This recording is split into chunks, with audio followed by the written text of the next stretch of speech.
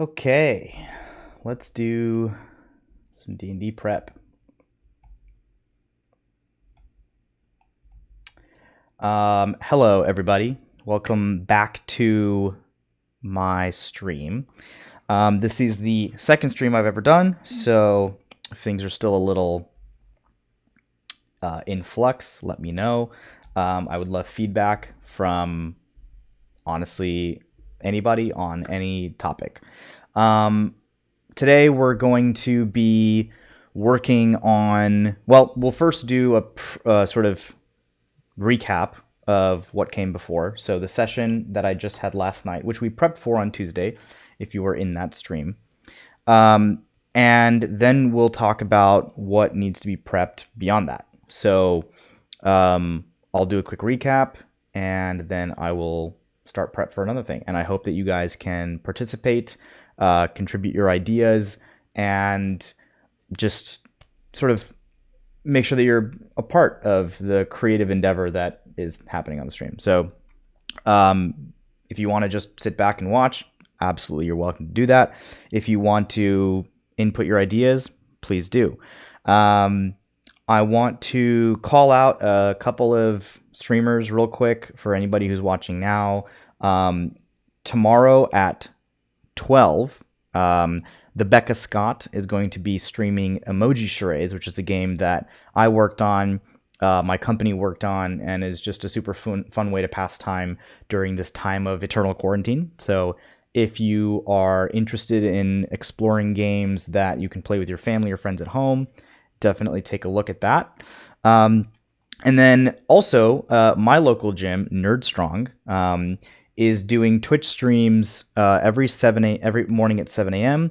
and every evening at 5 and 6 p.m. So if you are stuck inside and you feel like you want to get a workout, go check out Nerd Strong, and you might be able to find that it's a really accessible way to work out, even when you're stuck at home. So just wanted to call out those two Twitch streams. So if you have a chance, go and check them out.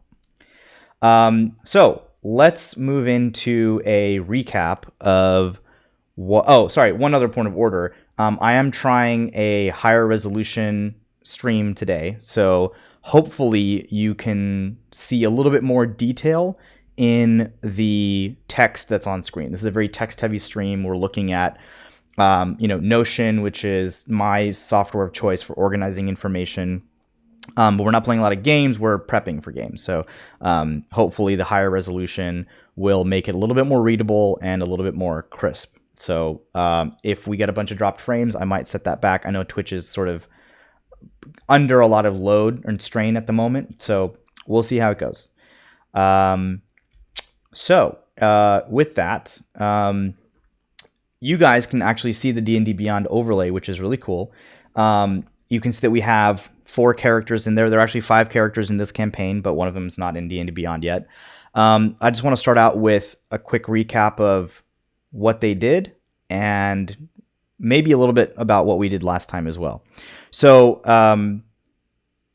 this session was actually a pretty short one. And the reason is because we were transitioning from a live session to virtual. So, the first 20 minutes is just trying to figure out getting the video conferencing set up, and then another 10 minutes of figuring out audio. And we ended up taking a lot of time just set that up. And then we also had to take some time to just level these guys up because they went from level 12 to 13. And they hadn't had a chance to do it in advance because everyone's really busy right now. So we did something pretty cool, actually, and it was really fun. We just sat together as a group and we went through the leveling process together. So they made their choices for new spells and new class features together. And it was actually a really, really interesting way to get everyone on the same page in terms of new abilities and new things that they could do as a group. So that was really cool. And I think it also gave people a little bit more, they made them feel like their choices were a little bit more impactful because they had other people to sort of talk to about it. So that was cool. I'm also going to quickly send a message out to some people.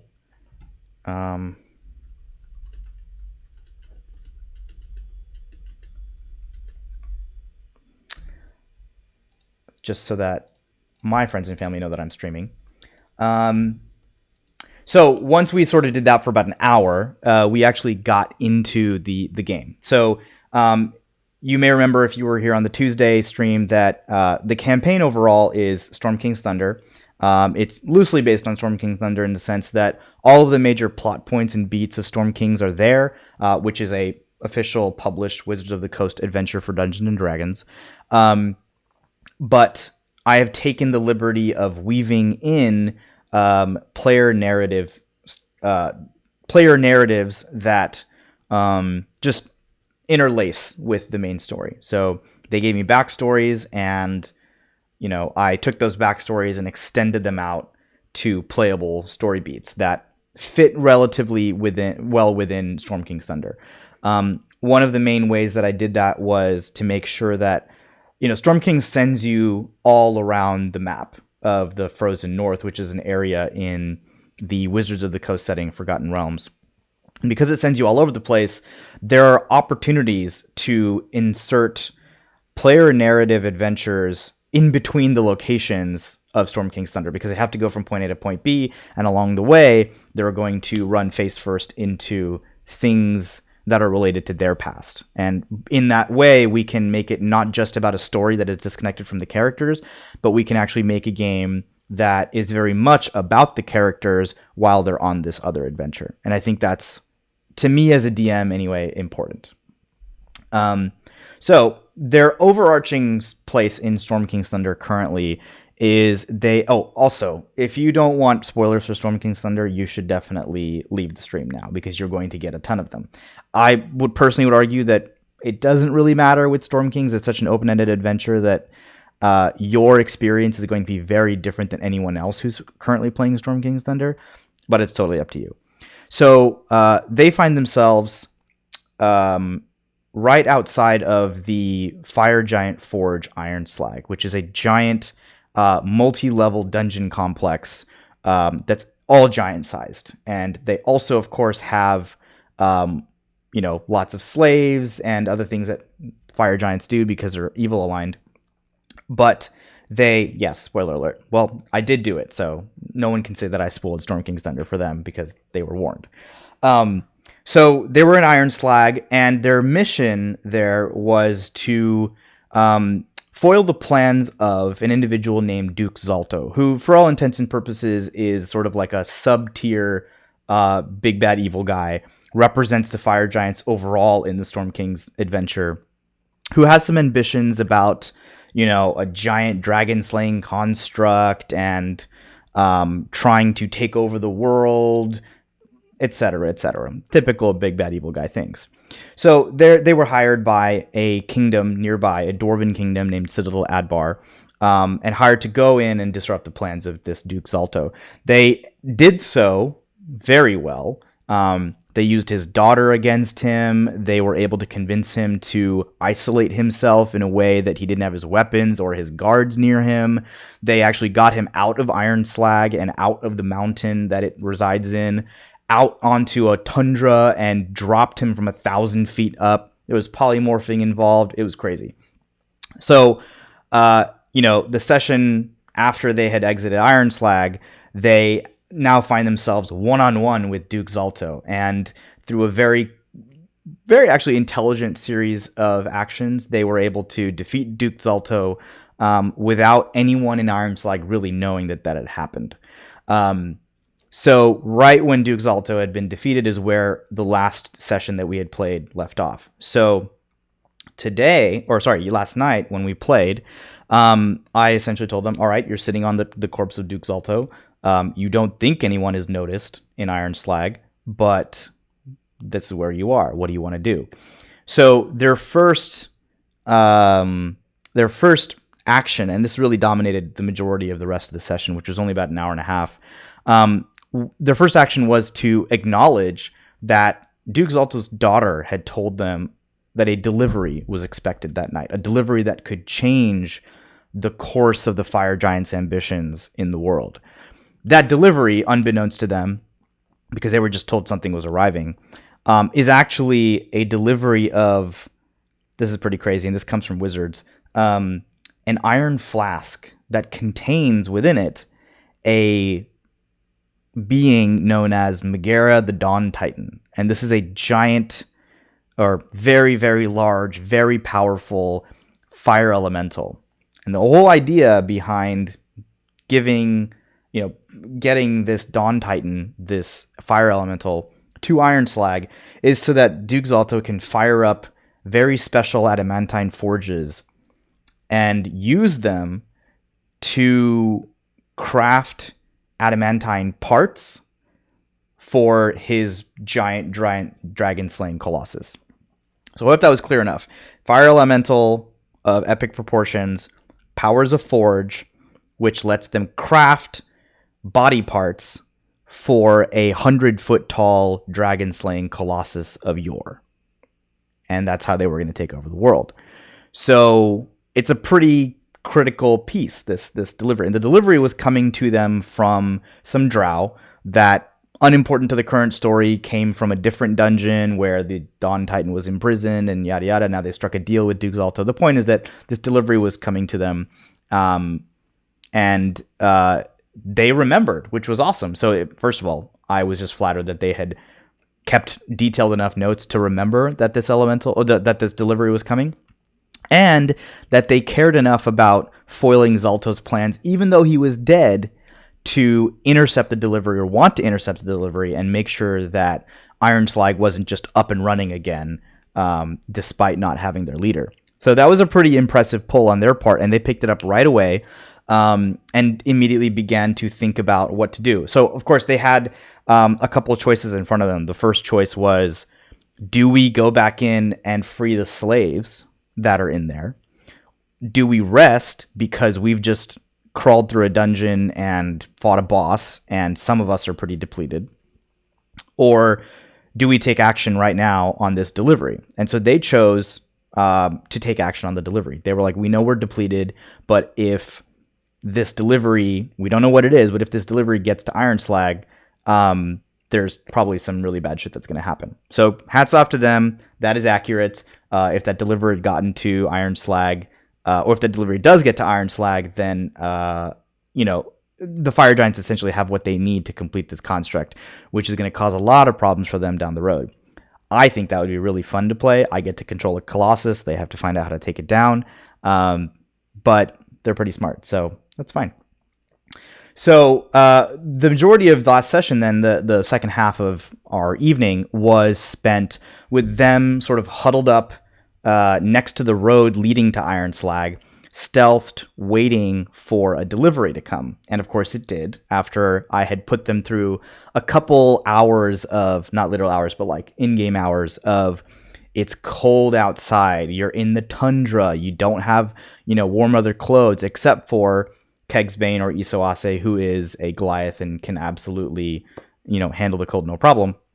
And another character that had the boots of the winter kind, Wonderland, something, boots of winter item that allowed him to not care about cold weather.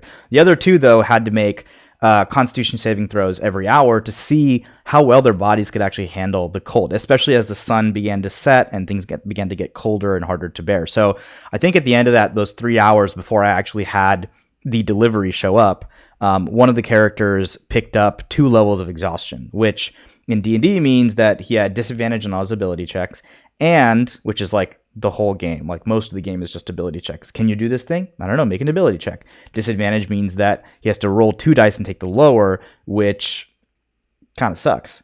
And then the second, level of exhaustion gives you, I think, half your movement speed, which for a rogue, which in D&D Beyond, I think you can be able to see a guy named Gooseberry Sourthorn.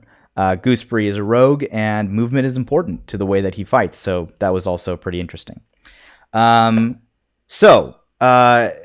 spent 3 hours on top of this rock next to the road, huddled in the freezing cold, trying to keep an eye out for a delivery of some kind on the road to Iron Slag, just hoping that they would catch someone coming in, and there wasn't like another entrance somewhere that they weren't watching or something. So obviously, I threw the players a bone. They had been waiting. I think the delivery would end up being where they were anyway, so I think they were in the right place at the right time. Eventually, they saw a cart approaching the road. This cart had 3 individuals on it, 1 driver and 2 people sort of huddled in cloaks against the cold, being pulled by horses. And it was traveling very slowly. And I was hoping they would pick up on this, but they didn't. That it was traveling slower than even a cart would, which is already pretty slow. The reason that I wanted them to pick up on this, or at least drop the hint, is because unbeknownst to them, there are also 6 stealthed warriors that are sort of tracking the cart as it moves up the road in case the cart gets attacked. So I was hoping that they would pick up on the fact that the cart has to move slower so that the people that are guarding it in the forest unseen can move at a stealthy pace. So, the cart gets within about 100 feet, and I have them roll stealth checks. I have everybody roll perception checks. And of course, the guy who's driving the cart rolls a natural 20. My first roll of the night. Sorry, guys, sometimes that's just the way it goes. So he rolls a natural 20.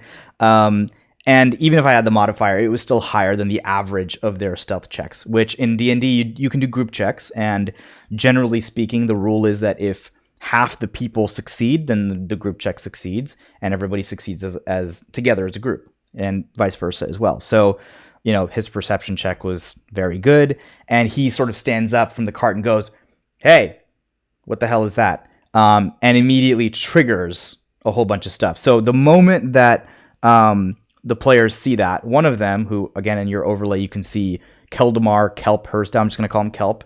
He's a cleric, and he was on top of the rock being the primary lookout.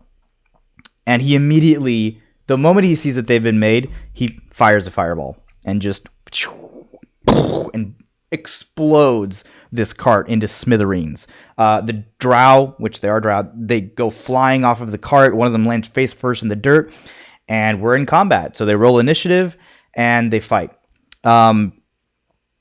Stuff happens in the fight. I don't think it's super important to get into it. But the notable things that happen are, one, Gooseberry, the rogue, tries to make a stealthy move on them and ends up, the random luck of the dice, ends up running into one of the stealth warriors in the forest. And they have a little, side battle amongst themselves, where he gets surprised, sees a dagger flash out of the darkness, it's poisoned, and then he spins around and they start fighting. So he's nowhere to be found in the main battle. Meanwhile, this cart is sort of exploded on this snowy road, and there's embers falling through the air, and they launch into battle, and the party starts, there are lightning storms that are thrown out. There are darkness spells being cast by the Drow to sort of take cover. There's daylight being cast by the cleric so that darkness gets expelled, and all of a sudden the Drow now find themselves in broad daylight, which, if you look at the stat block for a Drow, all of their attacks have disadvantage when they're in daylight. So they've already done something very tactically intelligent. Whether or not they meant to is unclear, but I think they had some idea. So that's actually where we had to end the session, is mid-combat. And I don't love doing that because then the next time we have to sort of re-up the excitement level and the tension and, give everybody an idea of where they were relative to everything else. And because we're playing virtually, I don't have a tabletop. I don't love Roll20. So maybe I'll figure out a way to give them a map so we can actually have a better idea of the placement of everything and the spatial and stuff like that. But for now, it's all theater of the mind. So next time I've got to make some notes and just make sure that I understand where was everybody in relation to everyone else and where was everything. So one thing I want to just show you and share with you is how I track combat. I thought that would be an interesting thing to share with people because I know that every DM does it differently. And I found myself not really loving the way that I'd started out doing it when I first started DMing. So, I should have digitized this beforehand, but I think I can do it very quickly here if you'll be patient with me. I have a really cool software called Scannable, which can essentially just turn any phone into a really, really high quality scanner. And it'll actually use software to fix a lot of the artifacting that happens when you're scanning pieces of paper with an iPhone camera. So I've got that here, and I'm going to just send it up to my computer. Done. It's honestly pretty slick that this can all happen this fast, I gotta say. So Let's pull that up. I'm going to transition us to my desktop real quick. There we go. And we're going to pull up this document. There we go. So this is my initiative tracker. Of course, you can't see everything. This is what I actually physically print out in front of and have in front of me when I'm running combat. The actual document looks more like this. And if you're interested in this or using it, I'm happy to send you the Word document that I use to print out. But this is sort of what the original actually looks like. And I print off maybe 10 to 15 to 20 of these and just have them in my DM binder so that at any time if they launch into combat, I can use this. So you can see that the way this works, maybe I'll switch these two. The way this works is that I just put all of the possible initiative numbers on the left here so that I don't have to, do the Mercer thing of give me 25 to 20, give me 50, whatever. That takes forever. So I just have all the possible initiatives on here. And when they tell me what their initiative is, I just give it to me in any order, and I'll just write it down on this sheet. I can then also write down the AC and HP of any enemies on here so that it's there for me to track. And then just as enemies take damage, I write it down, and I can look quickly at their AC and the initiative order. So sometimes I'll also make notes in the empty areas just for me to go back to later. Little rule, all the rule disparities between me and the players happen during combat, of course. So typically I'll write notes on, okay, well, they thought the rule worked like this. We need a clarification. Let me look up afterwards.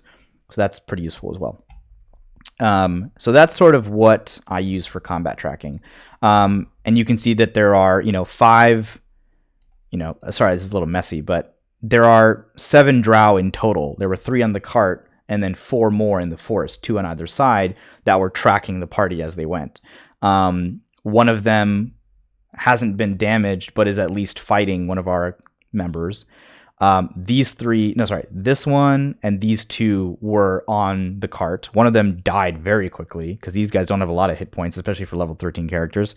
But there are still 3 drow that they don't even know about that are going to end up attacking them. And most likely they're going to have the time, maybe a round or 2, to move themselves into a position such that they can execute some sneaky fucking attacks on these players. And I don't think it's going to be too much for them to handle at all. Like I said, these guys aren't very beefy. But these drow do have pretty interesting stat blocks that allow us to figure out some interesting ways to challenge the player. So I thought that a good way to start today was to just talk about combat and see if we can come up with some interesting tactics for these drow to give our players a little bit of hell and make them think and get their gears turning. And that's always my goal. My goal is never to present the players with a scenario where they're definitely going to die. I don't want any of them to die, to be honest, but I want them to be challenged, and I want them to feel challenged enough that they feel like, oh man, I better really tap into all the abilities that my class has to offer and all the ingenuity that I can bring as a player to combat, such that we actually defeat these guys without anybody getting seriously hurt. And I think that is a great way to push your players without being antagonistic. Or, some DMs have this like weird, I'll show you my shirt, which says beware of the smiling DM. I can tell you right now that that's not how I play. I don't want them to be afraid of me or afraid for their characters because of the kind of challenges I'm going to put in front of them. But I do want them to feel like it's a tough world out there, and they've got to really think through how they're going to fight if they're going to survive, despite the fact that they are level 13, and that's pretty freaking powerful. So let's close this, and let's take a look at the stat block for the 2 kinds of drow that are in this fight, shall we?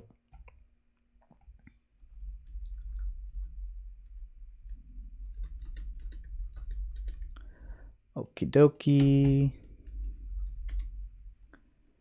So we'll make a new window, drag it over, and let's go to D&D Beyond. So we've got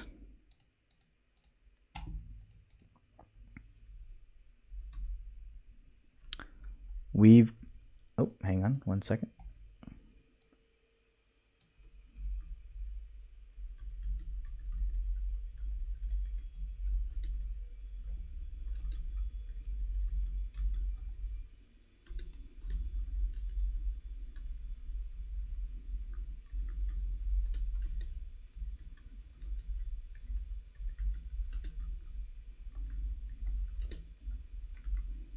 Just got to make sure that our stream title actually reflects what we're doing. It's no longer Friends and Family Night. Okay. Our new stream title is Post-Session Recap and Combat with some Sneaky Drow. So, I believe we got Drow Elite Warriors. And we've also got Drow Mages, which are like a very specific stat block from Storm Kings, I think. Or maybe they're just from the Monster Manual. They're from the Monster Manual. It says the source right down here. And what I'll do is I'll see if I can just tile these such that you can see both of them.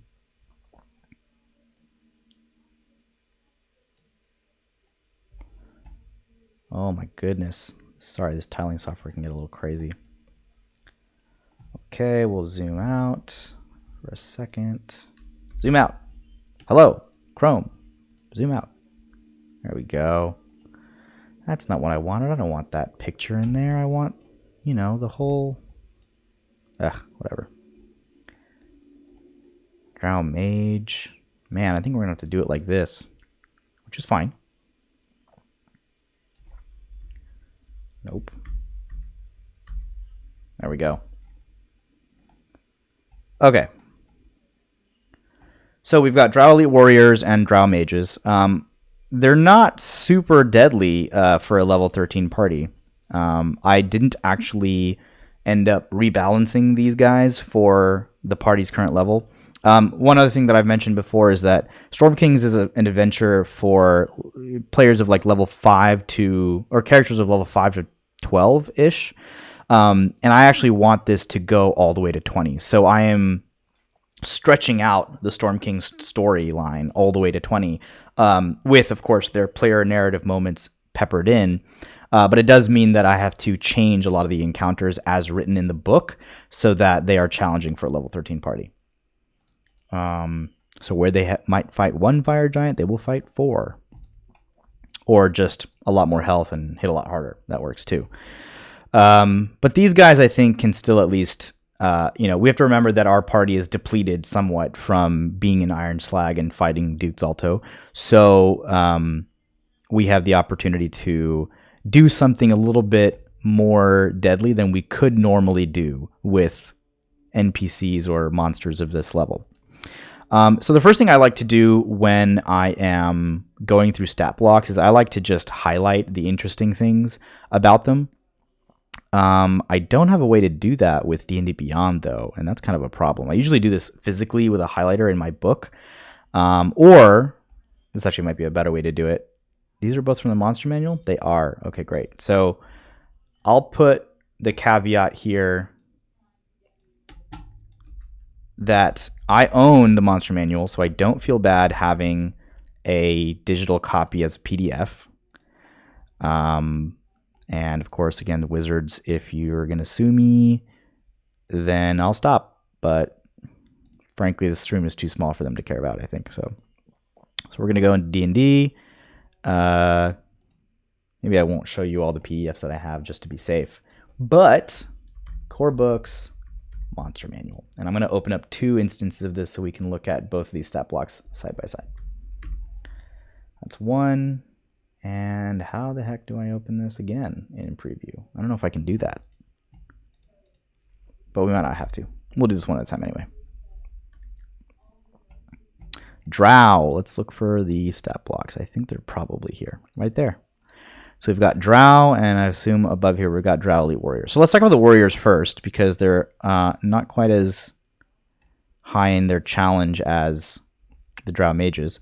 But a couple things to notice here already. So let's highlight stuff. For one thing, they do have a shield, and they do have pretty high armor class, not too much in the way of hit points. Regular speed, that's not interesting. These saving throws are pretty freaking impressive. The dex save +7 really came in handy when, the cleric fired that fireball off. The other thing that's really, really impressive here is the +10 to stealth, which is huge. It's also why the rogue, who did not notice that there was a drow near him waiting to attack, is because that guy rolled like 27 on stealth or something like that, which, even if you're actively looking and they rolled for it, they didn't roll anywhere close to 27. Dark vision, obviously. Elvish undercommon for languages, sure. Fey ancestry, that's important. I think I would probably forget that. Like, one of the things I'm trying to do when I'm highlighting like this is to make it very easy while I am flitting back and forth between multiple stat blocks and what the players are doing and what I think the monsters have to be doing soon, is to make it as easy as possible for me to quickly understand what their key abilities are. Things that I don't want to forget, things that I want to make sure that they use, and just like crunchy numbers that are good to quickly look at. So quick reference things like armor class and stuff like that. So I actually think that can't be put to sleep is important. Saving throws against being charmed is important. I also modified a couple of things about them on the fly because, again, against a level 13 party, you have to do some modification. It says here that their spell save DC is 12. Too low. Made it 15.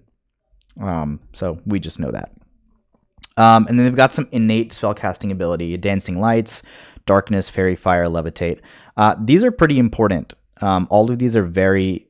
Well, these two especially are strong spells, especially in like the evening, nighttime sort of scenario, or even just for spell targeting. Darkness can be very powerful because if you can't see a creature, oftentimes you can't target them with a spell. So they actually did try. One of the mages did cast Darkness, and it was immediately dispelled by that daylight that the cleric did, which is, again, pretty impressive.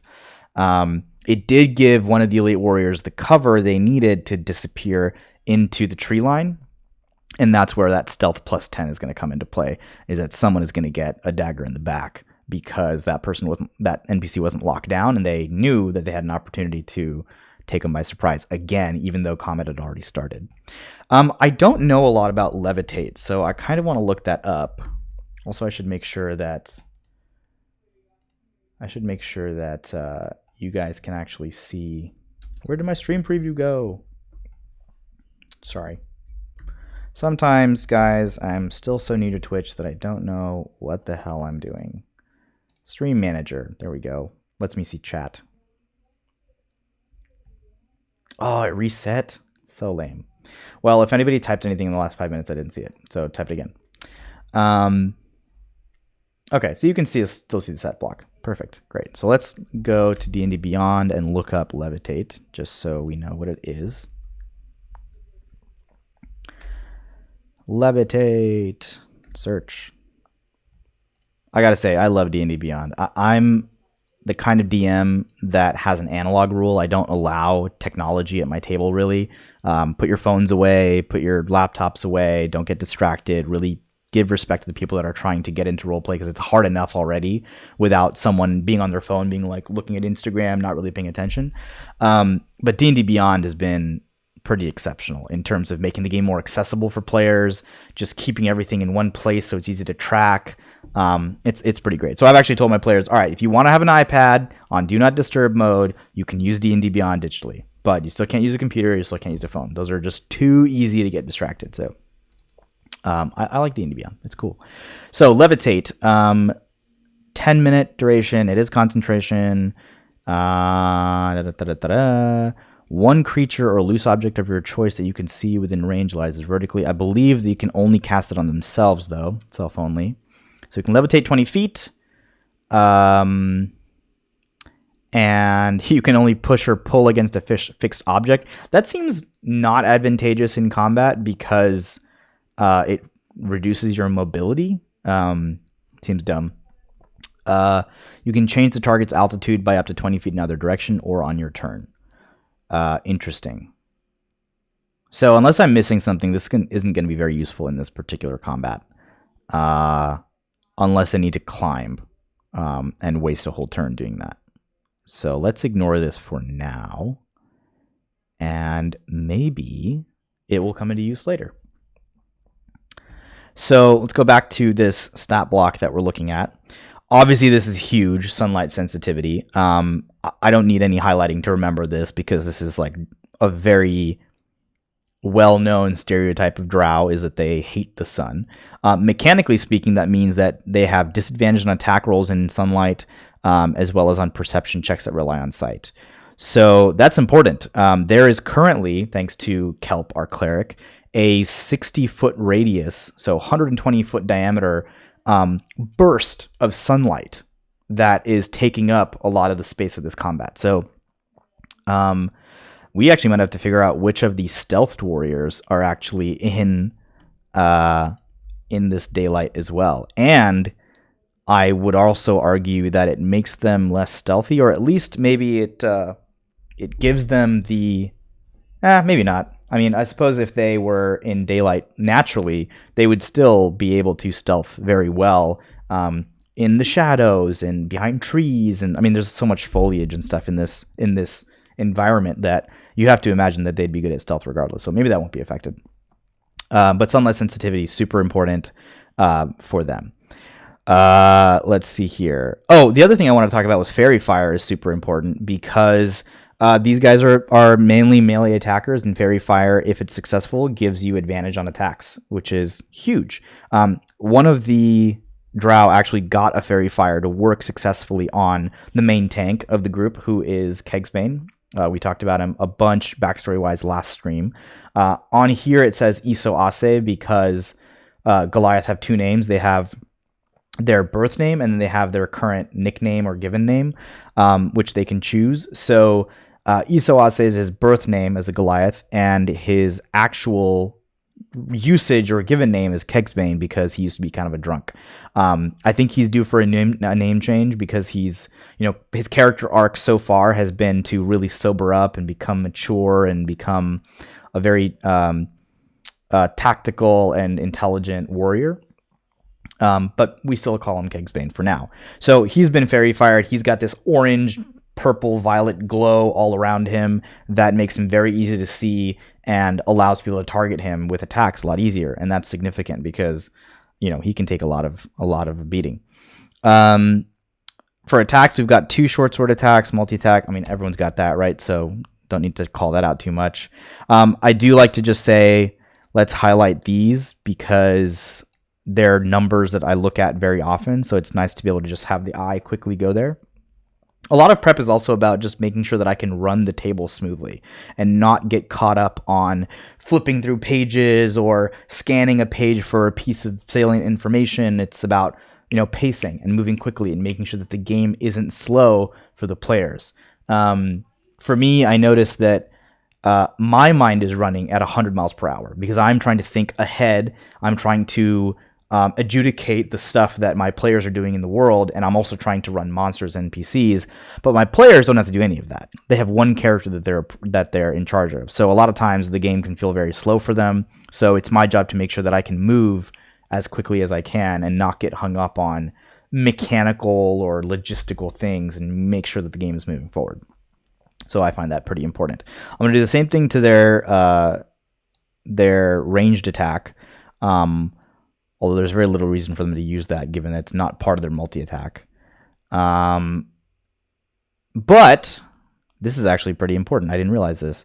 The target must succeed on a con save, so it's a poisoned hand crossbow. Okay, that's cool. I'm probably going to make this DC 16, just because we're increasing the DC by 2 as well. I'm sorry, we're increasing it by 3. So this will become a DC 16 con saving throw, or be poisoned for 1 hour. If the saving throw fails by 5 or more, the target is also unconscious. Holy crap. That's a game changer. If I knew that, I would have used that right from the beginning, but I wasn't properly prepared for this fight, apparently. So let's highlight that. 5 or more is unconscious. Wow. Significant. The target wakes up if it takes damage or if another creature takes an action to shake it awake. Okay, that's not too bad. He gets like someone just slaps them and they're awake again. But poisoned itself is its own, penalty. I mean, I think it's just. I want to say that it's a disadvantage on attacks and ability checks, but I'm not exactly sure. Oh yeah, disadvantage on attack rolls and ability checks. So that itself is sort of, I read somewhere that disadvantage and advantage can be thought of as a +5 on average penalty or boon. So this is pretty significant right there. Could mean the difference between a lot of hits and a lot of misses. So I'll just also highlight takes damage or, shake it awake. And actually, just looking at it, this seems a little hard to read, so I'm just going to go ahead and highlight the whole thing. And then the last one, oh man, I don't know about you guys, but I always forget about reactions during combat. I mean, I don't know if it's because I'm just focused on the actions or what. I think it's probably because I'm not looking at the stat block when it is the player's turn to go in combat. I'm looking at that combat tracker that we looked at earlier, and that doesn't have this information on it, but maybe it should be. Maybe something that I should add to my discipline of creating combat is to make sure that any special reactions are noted. So what I'll do is, you guys can't see this, but I'm going to write actually, maybe I can pull this up for you.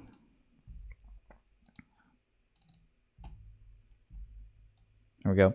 So all of these guys have reactions. Well, at least the elite warriors do. Do the mages?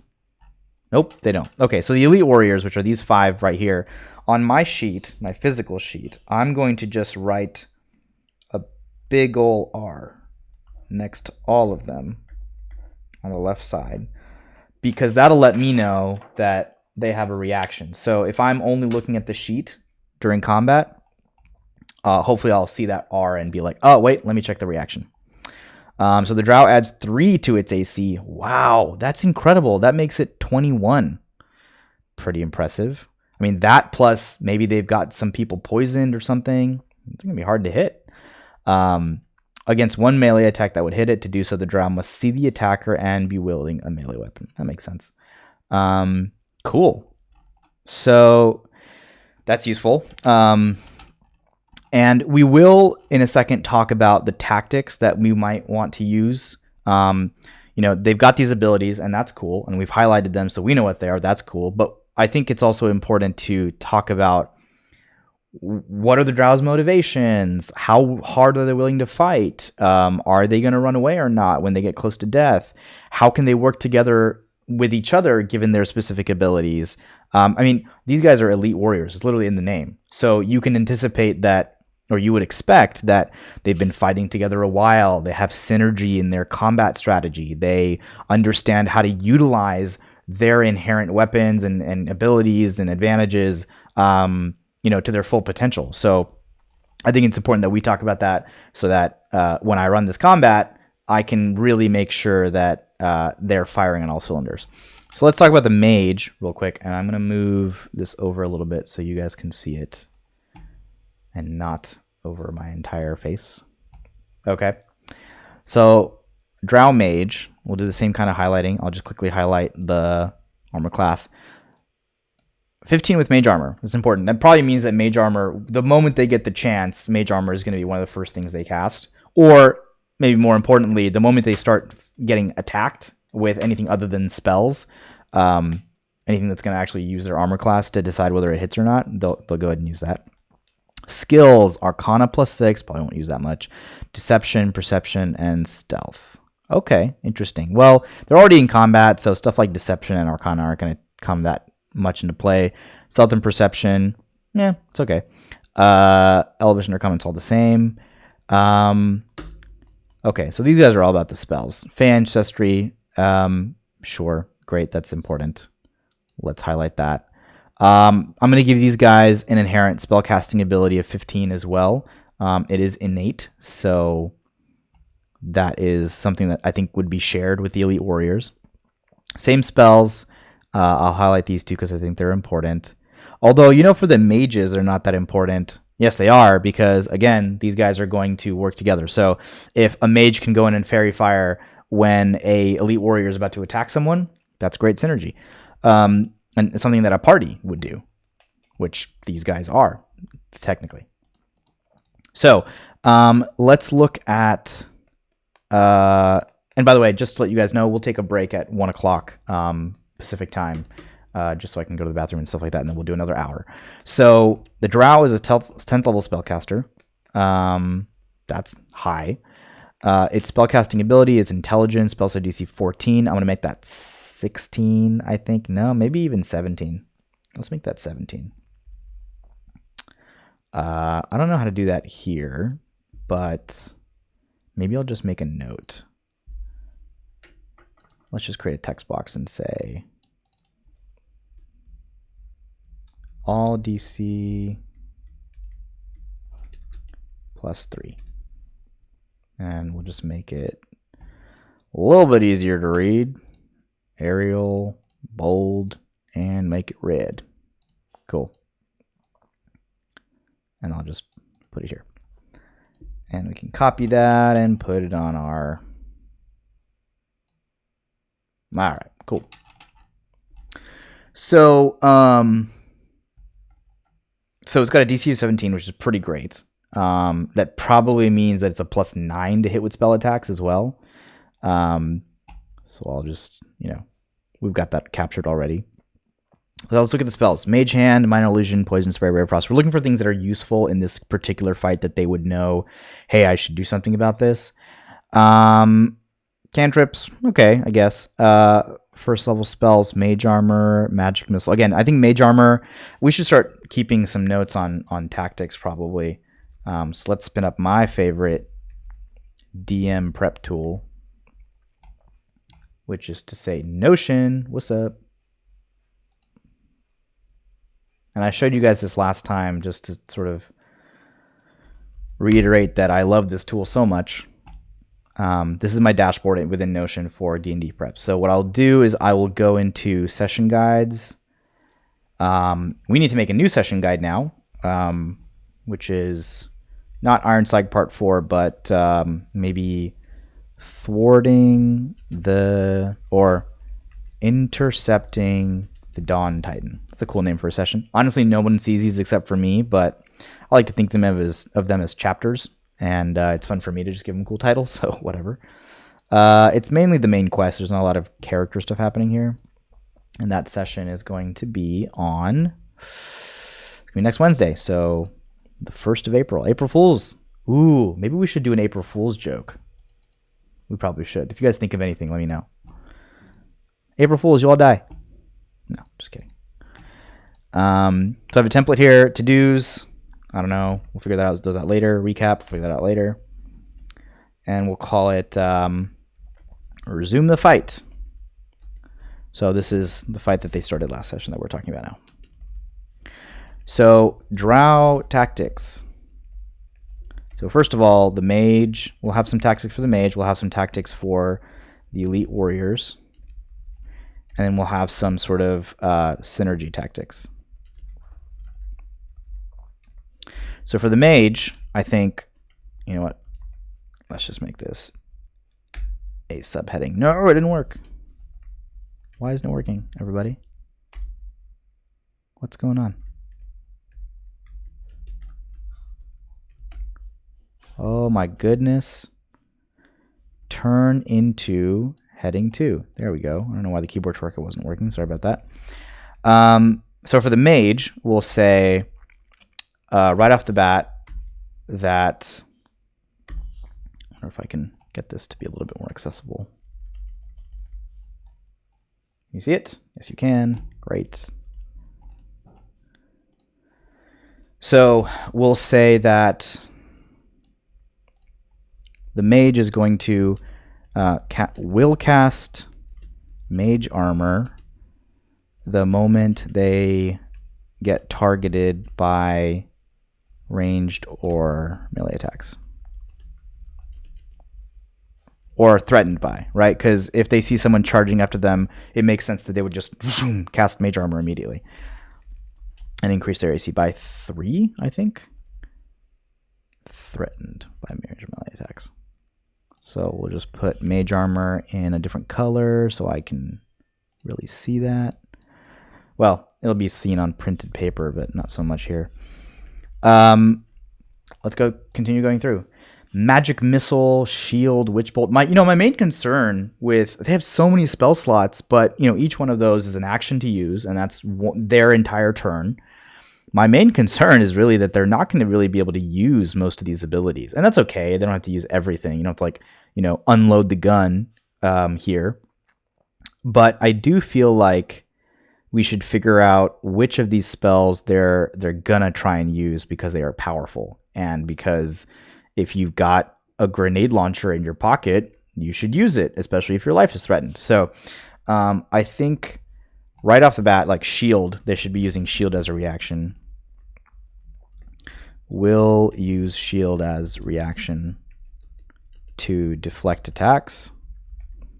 That'll add a +5 to their AC automatically.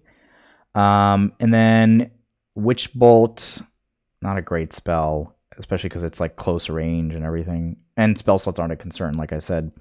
Alter Self, not useful here. Misty Step, could be useful. Web. Web is interesting. Let's look up Web real quick. I'm going to try and keep this as organized for you guys as I can. But, of course, I apologize in advance if that kind of goes out the window. In fact, I think we're not taking too much space up with this guy, so let's put him in the corner. And let's move this guy over here. Hopefully you can see everything that is important. Yeah, looks like it. And we'll have this go in the top left. Okay, so let's look up Web, because I think this could have some pretty cool implications on the way the fight goes. Okay, Web, concentration 1 hour, and the general effect is restrained. So you conjure sticky webbing, it fills a 20-foot cube. They're difficult terrain, and they lightly obscure the area. So they can provide cover for these guys. Webs aren't anchored between two slots. Sorry, I also want to say real quick that the reason that I am getting a little in-depth with this combat is for two reasons. One, I explained earlier, I want it to be interesting for people. And it can't be interesting or challenging unless these enemies are really using their abilities to their full potential, right? They should be clever. They should be interesting. They should be tactical. And unless we really analyze a stat block and really understand, if you were a player that had spent an entire campaign with this Drow mage, how would you be using your abilities to the best that you could? So I think that this is actually an essential component. The other reason is because I'm a game designer by trade, and I just really like the mechanics of combat, and I think that it's very interesting, and there's really some cool stuff you can do there. I always want to balance that against how slow combat can be in Dungeons & Dragons, so not getting too in the weeds of combat and making sure that it moves quickly. But still, it's fascinating stuff. I think this mic might be too high. How's that?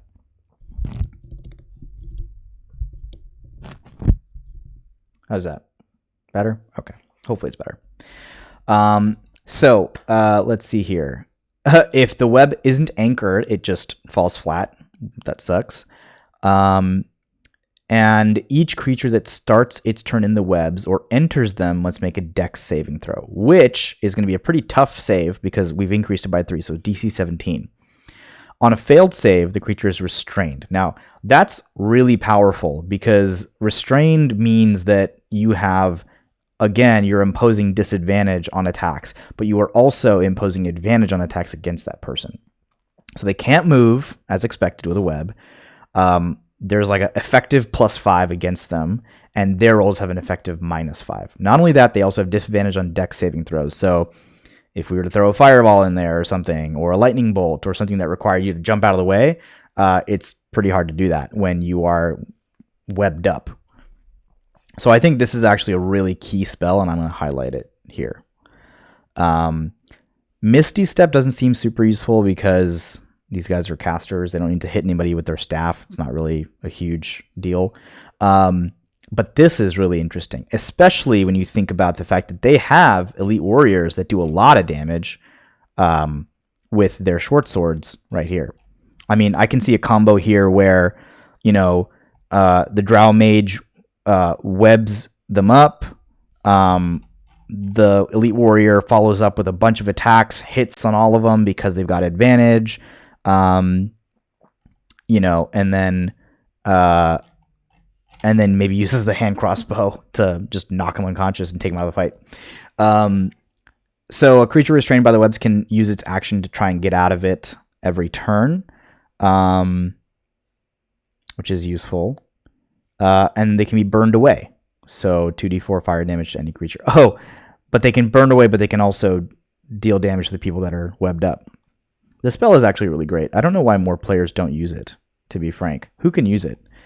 Sorcerers, wizards, Slurker of the Land, if you're Underdark, and the Artificer. Well, that explains why, is because no one in this campaign is a sorcerer, wizard, or Underdark, Circle of the Land, or an Artificer. But this is a really great spell, and I think they're going to try and use this pretty quickly. So let's see. Synergy tactic here is Mage uses web to restrain, and then Warrior hits with advantage. Pretty simple combo right there, but important, I think, and will definitely add another dimension to the fight that they have to think about. Do they have to keep their distance? Do they have to just burn the webs as they come? I don't know, but it's going to cause a problem for at least the melee fighter. So let's continue going through the stat block here. Fly. Ooh, fly is good. I mean, at the very least, it's going to keep them out of range and give them a lot more mobility. So I think, you know, we have a rogue in the party. We have a warrior in the party, which means that they will do their most damage when they're in melee, which means that if these mages can fly in the air, they can at least get out of that. Obviously, it comes with a risk. If you get knocked prone, you're flying, you fall to the ground. But this is a battle for life or death already. So I think it's good. So use fly to get out of range. Also, I think when you fly, your speed is pretty fast. Let's look at that, because I think there's something here we can do as well that's interesting.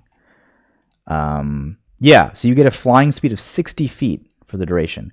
Now, of course, there's a problem here, which is that web is concentration, and so is fly, right? I think web is concentration. D&D Beyond.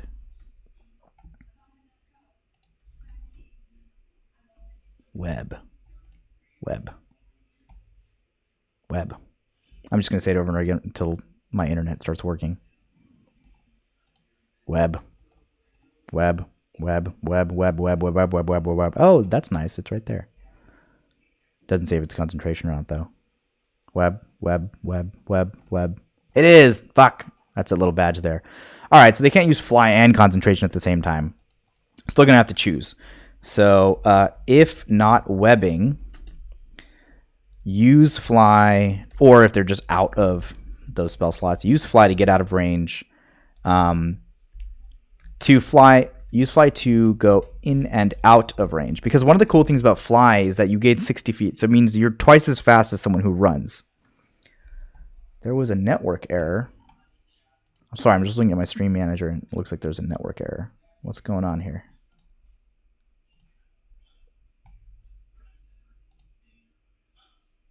Nope, we're still streaming. We had a couple of dropped frames, but it looks like we're generally okay. I think the network error just was on the stream manager that I'm looking at that lets me preview what's going on with me. I still see viewers. I still see pretty healthy bit rate. All right, whatever. So going back into it. Right. So the cool thing about fly, because it's 60 feet, is that they can fly in to range for a melee attack or a spell. Oh, I know what we should do with this. So they can fly into range for a melee attack and then fly right back out and still be out of range. Because let's say you start, you know, I guess 60 feet away, fly in 60 feet, attack, fly in 30 feet, attack, and then fly out 30 feet. Now that, I guess that still puts them within range of most players. Except for the fact that they can fly straight upwards, which is incredible. So at least for the melee creatures, And they can use their XP to fly behind cover. So let's say that they want to not be targeted by an attack or by a spell. Just fly behind a tree, and now line of sight is broken, and most people won't be able to see you. They can move, but that comes with its own downsides.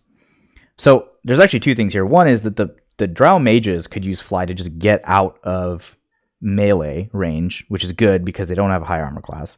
Two, they can cast fly on the warriors, who can then fly in, attack, and then fly out and not be vulnerable.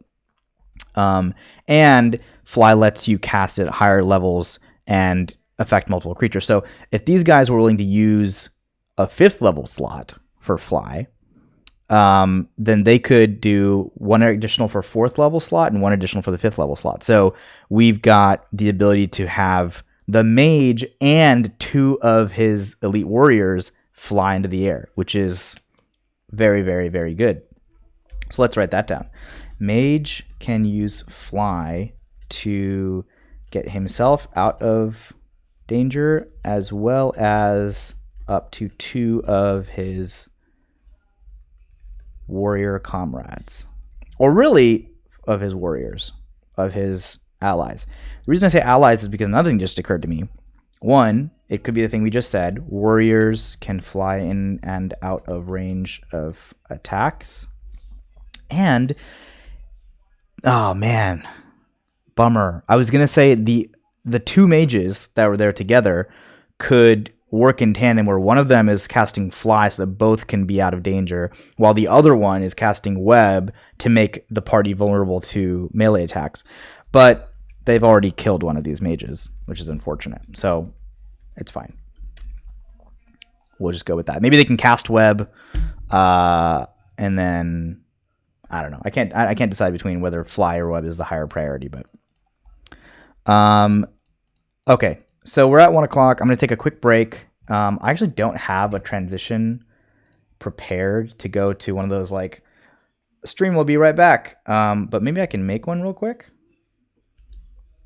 just so you guys aren't staring at my my bedroom while I go and take a break. Let's make one very, very quickly, shall we? We're going to do it on stream together, everybody, because fuck it. New, let's make it 1080 by 720. No, that's not what I meant. What was I saying? 1920 by 720? No.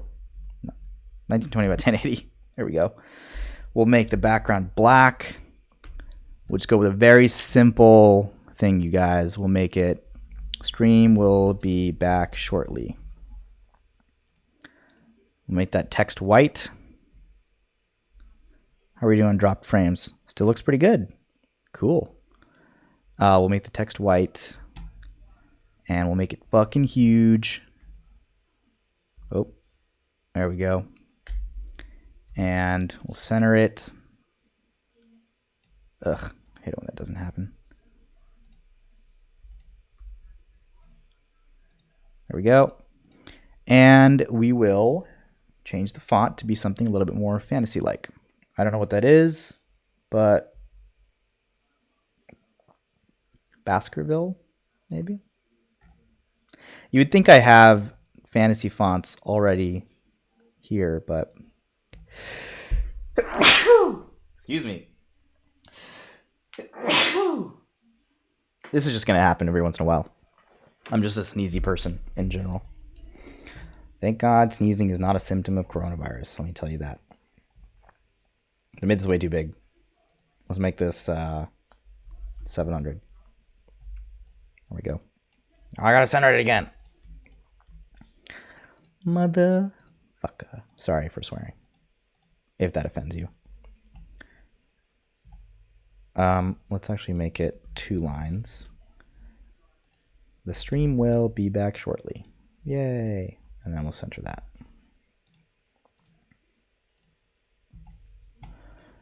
I'm going to export that as a ping, PNG, whatever you want to call it. Put it in temp, stream back shortly. Okay, and then we're getting into OBS, some behind the scenes shit. Uh, and we're going to make a new scene called Be Right Back. And I'm going to add a source, which is a image. I've literally never done this before, so I'm really glad that it's working out so far. I'll say Be Right Back image. Okay, and image file, browse, temp. I think it's really impressive that OBS can do this on the fly while it's streaming. And then we'll just scale it so that it is the size of the, you know what, we won't, whatever. We'll just center it like that. Is there a way to center it like this? Transform maybe? Center to screen. Perfect, look at that. Now that I've set that up, I'm gonna transition to it and we're gonna see what happens. Ready, set. I'll see you guys in maybe 5-10 minutes, all right?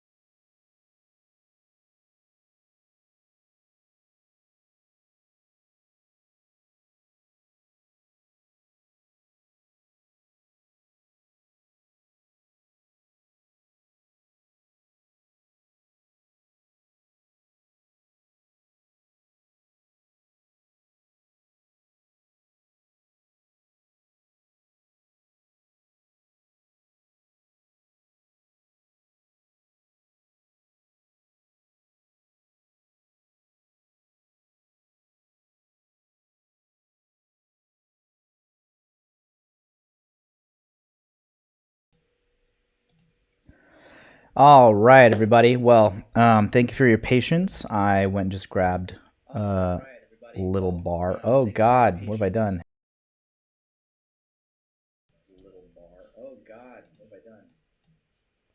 Whew. Sorry, you might have been hearing some feedback there.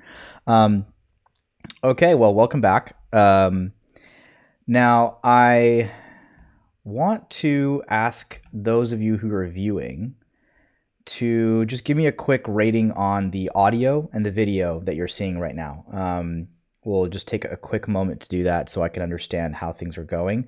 Like I said earlier today, I improved or just I increased the resolution of the stream so that for all the text-based stuff that we do, you guys could see it in a hopefully clearer manner. I don't know how the Twitch compression is going to affect it, but hopefully not too much.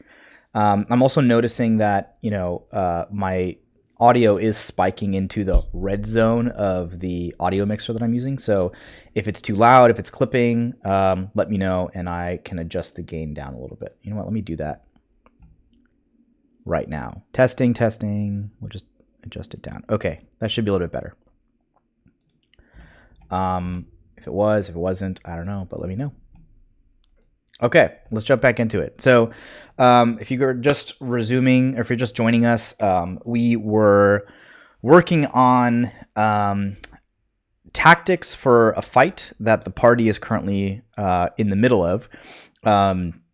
This fight involves Drow mages and Drow warriors who are carting a delivery, a very important delivery towards the Fire Giant Forge of Iron Slag. And the party is trying to intercept them to make sure that the Fire Giants don't receive this delivery. At the beginning of the stream, I went into the background of what that delivery was and why it was important that they stop it. So feel free to go back after this and watch, that for a summary. But the goals here right now are to just make sure that this fight is interesting from a tactical standpoint, to make sure that the players are, they feel like they have to use all of the abilities at their disposal as well as their own natural ability to strategize with each other and work in concert with each other, so that it's an interesting fight and that it's fun to play and then it's not just a gimme and it's not just I hit you, you hit me, I hit you over and over again, because that's just not a lot of fun. The goal is to make it tactical and interesting and use terrain and use, the different abilities that the monsters have to work together and create something that's a really interesting situation. And hopefully also draw out some of the lesser used abilities that the players have. They also just turned level 13, so I want them to be able to feel like, aha, I was just able to use all of my new abilities and feel really strong. So it's not a super tough fight, especially given the challenge rating of these monsters and where the players are at, but it should be at least interesting enough that they have to, think about it. So we were about to, just finish going through the stat block of one of the two kinds of, do I have a bass booster on the mic? Well, I don't. I mean, I have probably an equalizer somewhere that I can't find, but, oh, do I have it on the mic? No, that's just the mic. When I'm this close to it, it is able to capture the bass in my voice, which is great. Is it a bad thing? Is it clipping? Does it sound weird? Or does it sound fine? Let me know. Because that would be an issue. But if it's deep and masculine in a good way, then I'll leave it the way it is. Okay, good. Cool. Good. I want that. I mean, I want it to be a relaxing environment for people to come and talk about Dungeons and Dragons and wow. Really? So at this point, I can't tell if you're fucking with me or I actually sound decent enough on the stream. But you know what? I'll never know. I'll just have to go back and watch the recording. But funnily enough, I mean, I do feel like it is important that this stream be relaxing in a way that people can come and just hang out and be creative and contribute ideas and not be super like high intensity, like some of the gaming streams where they're like, you know, playing EDM in the background and they're fucking playing Fortnite or whatever, and it's like super intense. This is definitely going to be more of a laid back stream, even though I'm talking a lot. So if there are issues with the audio, just let me know and I'll add that to my to-do list to look at. I know that on Tuesday's stream, someone had mentioned that I might want to look into a compressor, just because sometimes when I get louder, the vocals clip a little bit. So I can look into that for sure. But let's step back into this. So we talked about Fly and how that could be very useful. So we'll highlight that. Lightning Bolt is just an obvious damage dealing spell. It's got pretty good range on it, I think. But the really interesting part about Lightning Bolt in the context of the rest of the stat block is that Lightning Bolt is a dexterity saving throw, or requires a dex saving throw from its victims. And therefore, if the mage can web up a player, not only does that player suddenly become very vulnerable to regular attacks, they also become vulnerable to Lightning Bolt style attacks because they have a disadvantage on dex saving throws. So, and this is a pretty chunky spell. I mean, 8d6 lightning damage if they fail, which hopefully they will because of web. And if they are able to cast it at a higher level, I mean, this could be, you know, 96, 10d6. It could be 10d6 damage, which is pretty significant. So I think Lightning Bolt is definitely going to go onto the tactics here. It'll be web is a priority to cast, and then follow up with Lightning Bolt. And let's also just give these guys colors so they stand out. Again, it's all about making sure that I can read this quickly in the moment, because a lot of stuff is happening in combat and a lot of things have to be tracked, and it is a lot for the mind to handle. So we want to just make it easy on ourselves. Use Fly. Oh, god damn it. There we go. So because web is a priority, we're just going to drag it to the top here. I also love that Notion treats everything in a document as a block or just a manipulatable construct. So you can move them around like this. You can reorder them. You can turn one block into another block. So I can turn this into a bullet list or a toggle or a call out or a heading or whatever. Makes it really, really nice to do stuff like D&D prep. Notion, if you're listening, I do accept sponsorships and we should talk. So Lightning Bolt is an obvious one. I don't need to highlight that, but I'm going to highlight Web and Fly because those should be like the very go-to sort of things that the goal is when I'm looking at this stat block trying to decide what this monster should do, my eye should quickly go to these spells that they would do on their turn. So things like Shield doesn't happen on their turn. Mage Armor is sort of in response to something else, but I'll highlight it because it's important. I think like once they're webbed or they're flying, I think Lightning Bolt is a pretty natural next step. In fact, it might make sense for them to fly, then web, and then Lightning Bolt, but we have to remember that I don't know how long these guys are going to be alive. They're not very tanky. They don't have a lot of hit points, and the players can just do a lot of damage per turn. So I'm a little tempted to actually modify them up as well. When we looked at the combat tracker earlier, I had just rolled with the default hit points, but again, this is designed for a level 7 party, and we have a level 13 party. So I think giving them maybe another 50 hit points a piece isn't isn't crazy. So maybe let's put, a note on our combat tracker, which I'm not going to do it digitally because I use a physical sheet, but I will pull it up for you guys again. So right there where, the hit points are, right here, I will just change that to give all of these guys a little more hit points. So let's give the Elite Warriors maybe from 71 up to 120. I mean, again, I've seen these players at level 13 and level 12 do like 60 points of damage in a turn. So if we want to really do our Fly, Web, Lightning Bolt combo, I mean, if one of these guys gets focus fired, it'll take 2 turns for them to kill him. And then we'll give the mage, I said another 40-ish hit points. Sure. So we'll make it 75 hit points. Okay, cool. Sorry you guys can't see that, but just take my word for it. So we'll close that. And we will finally make our way through this damn stat block. Everard's Black Tentacles. No idea what that is. Let's go look it up. Everard's. I've been saying it wrong. Who's Everard? Everard is from Harry Potter. Yes, that's where I know that name from.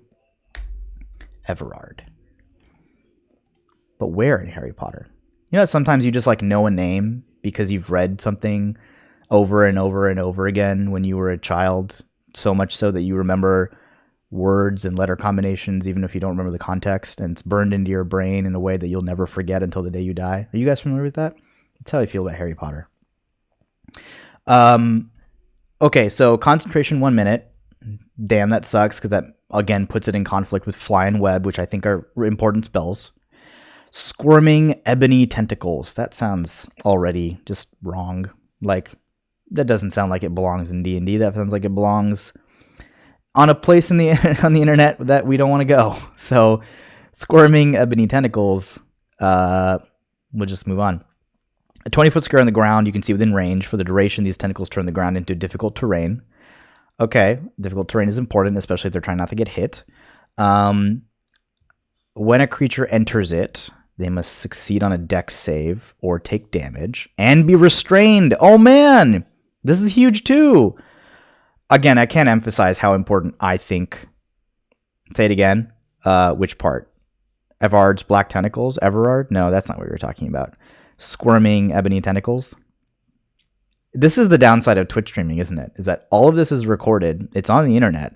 And now, you know, I mean, I'm never going to run for office because I wasn't born in the United States. But, you know, yeah, now there is footage of me on the internet saying Squirming Ebony Tentacles over and over and over again. So that's a thing. But this spell is also really good because it also restrains the player.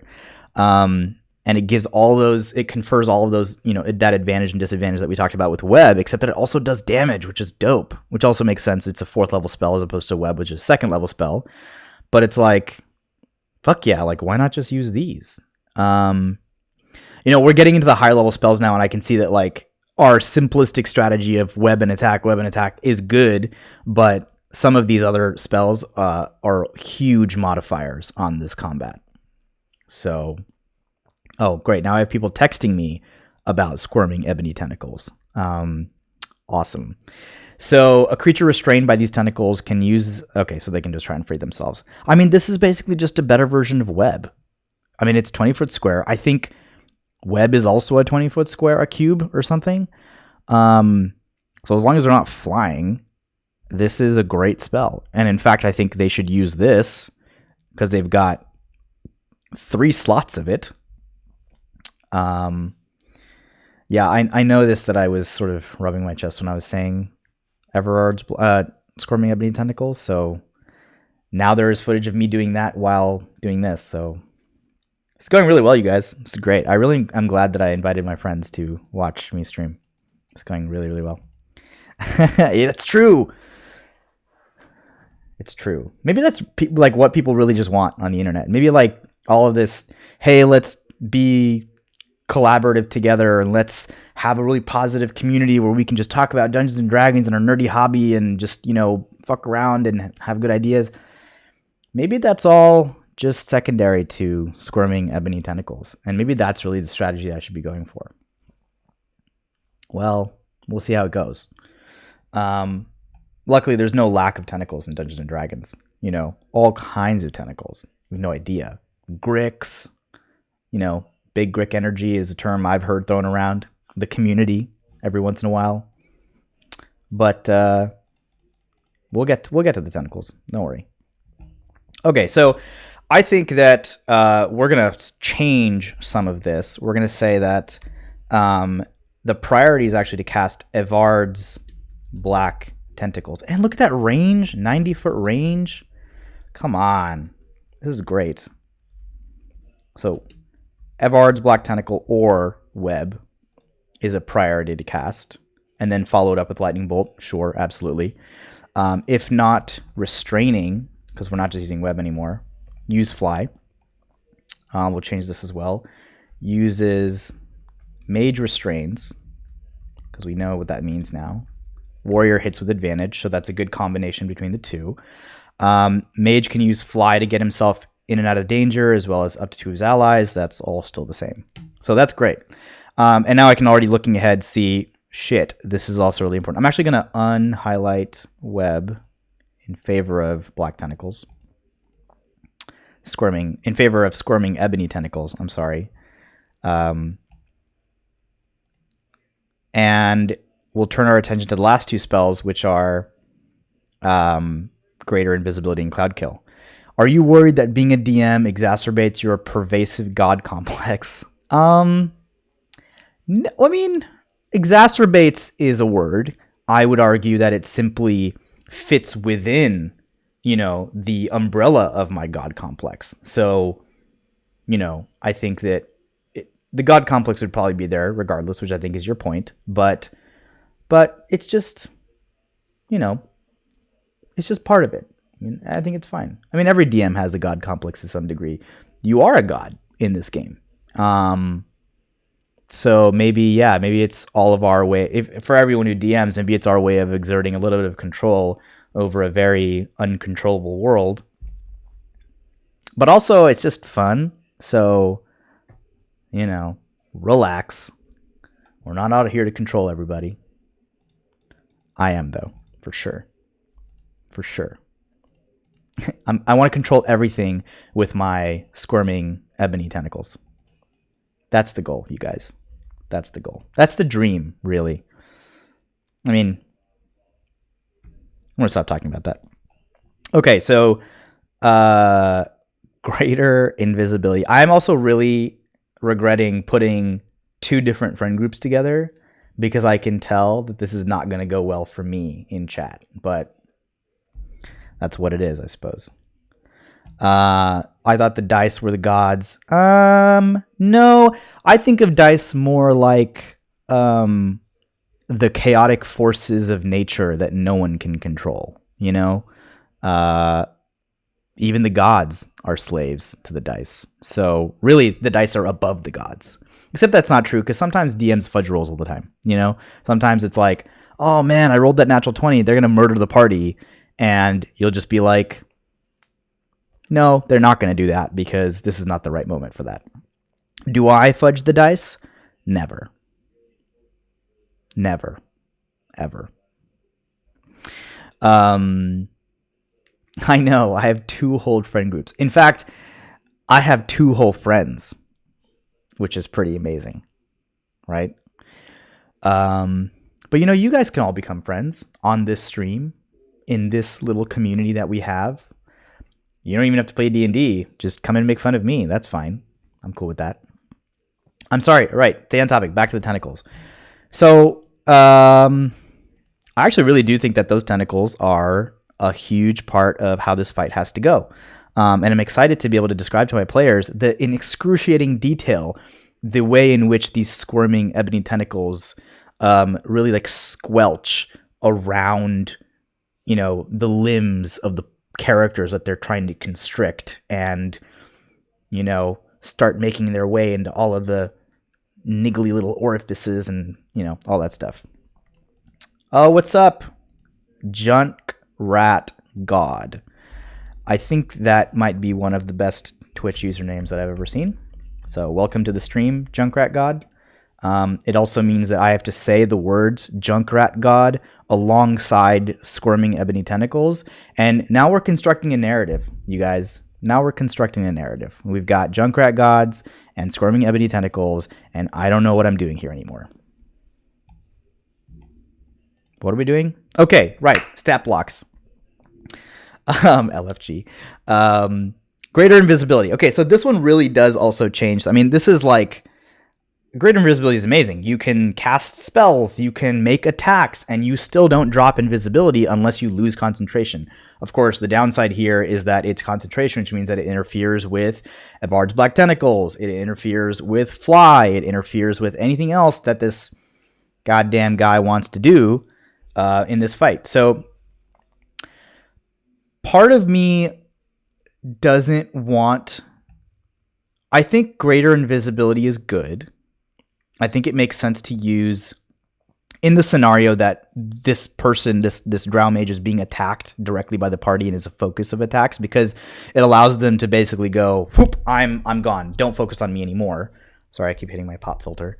Don't focus on me anymore. I'm going to go do something else. But it also just doesn't allow... If they use it, it just digs into the spell slots that they have available to cast what I think is the most advantageous synergistic combination between the warriors and the mage, which is the slimy tentacles and the restraining. So I'm a little undecided. I think greater invisibility is also probably just a good thing to pull out if they are close to death, and we've just given them a bunch more hit points, so they at least have some room to play around with these other abilities. The only thing that gives me pause about that is it's greater. And again, greater means that unlike regular invisibility where you can't attack, you can't cast spells, it's just a stealth tool, greater invisibility allows you to be invisible while fighting. And that's a huge advantage to being targeted by spells, which you can if you can't see someone. And attack rolls against you have disadvantage and attack rolls have advantage. So it actually might make the most sense for these guys to help their melee combat fighters, their elite warrior compadres, by giving them greater invisibility. Again, the problem is that if they do that, they can't restrain using tentacles, but maybe it doesn't matter, because with greater invisibility, but even that's problematic, right? It's problematic because, well, I guess it's not problematic. That actually might be the best way to go, because yes, even though our squirming ebony tentacles can confer advantage upon our warriors, the downside of the tentacles is that if they make the save, then tentacles don't do anything. And the benefit of invisibility is that if the mage is not taking damage and their concentration is not being put into jeopardy, then the warrior can take as many hits as they want and they stay invisible. And they continue to get that benefit of not being able to be targeted. The tentacles also don't give you any kind of targeting benefit. If you can be seen, then spells can affect you. So maybe we got to switch the strategy up, and the tactic here is really pop greater invisibility onto the warriors, and then use restrain as needed to either, if the greater invisibility is no longer there, or if there's some reason in which movement becomes a really big factor in the fight. I think that's just one of those things where you sort of see how it goes during the fight. What would you classify Harry Potter's invisibility cloak as? What do you mean classify? It's a magic item. It's... Oh, like what kind of invisibility? Probably greater. It's a greater invisibility spell, for sure. Because, if you cast a spell with your wand, the invisibility cloak still works. Like, Harry's cast that spell multiple times, and it still works. So it doesn't matter. It is greater invisibility. Classified. Done. And that's the beginning of our conversion from D&D to Harry Potter. We've started, everybody. Good job. Okay. So I just got a text from someone. While listening to the stream, I feel like I've lost the ability to understand English. Listen, this is English. It's just a different kind of English. It's a different domain, There are all kinds of fun words that D&D makes up, and I find that my brain wants to hang on to these words more than regular words, and I'm okay with it. I think Evard's Black Tentacles belongs in my brain more than a regular boring word, Okay. Would it defeat the tentacles? It's invisibility. Not applicable. Apples and oranges. Okay, so I think we should do this. I think we should